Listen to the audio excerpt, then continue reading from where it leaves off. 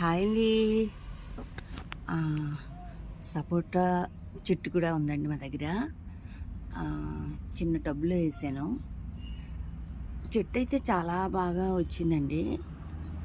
చూడండి ఎంత బాగా వచ్చిందో. పూత వస్తుందండి, కానీ అవి పెద్దగా అవ్వట్లేదండి. చూడండి, ఇక్కడ ఇక్కడ చూపిస్తున్నాను. ఇదిగోండి కొద్ది పెద్దగా ఉంది. ఇంకా ఇక్కడ చూడండి,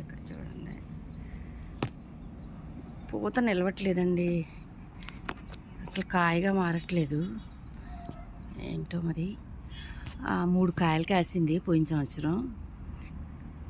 చాలా స్వీట్గా ఉన్నాయండి. ఇదేమో పాల సపోటా అంట. చిన్నగా ఉన్నాయి, కాకపోతే చాలా స్వీట్గా ఉందండి. తొందరగా ఈ మొగ్గలన్నీ చాలా మొగ్గలు వచ్చాయి. ఇగోండి కొమ్మకు ఉన్నాయి. ఇవన్నీ కాయలుగా అవ్వాలని తొందరగా మరలా వీడియో చేయాలని అనుకుంటున్నాను. చూడండి ఎలా ఉందో.